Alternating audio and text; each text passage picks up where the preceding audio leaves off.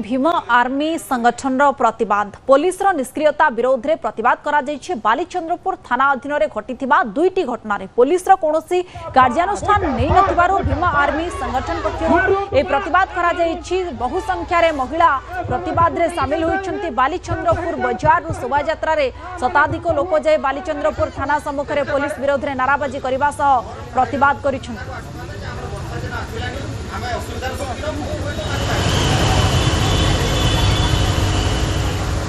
मो रास्ता को ना गाँव को रास्ता ना 100 वर्ष है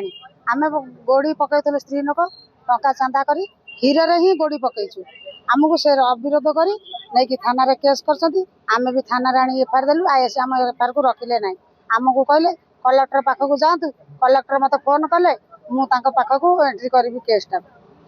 एपाई आम आंदोलन जारी रखी दुईटा इश्यू थाना घेराव होची गोटे होची गोटे गहर नगर देनासाई अच्छी एठी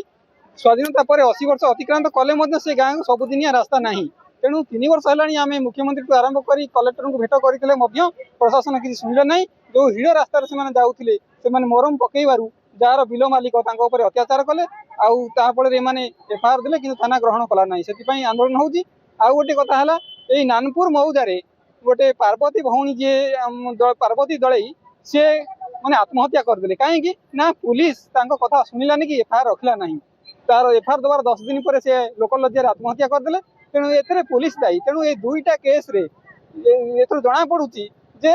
दलित जो अत्याचार बढ़ी ये पुलिस बहु मात्रा दायी तेणु आधे न्याय आमर आज धारणा। जुलाई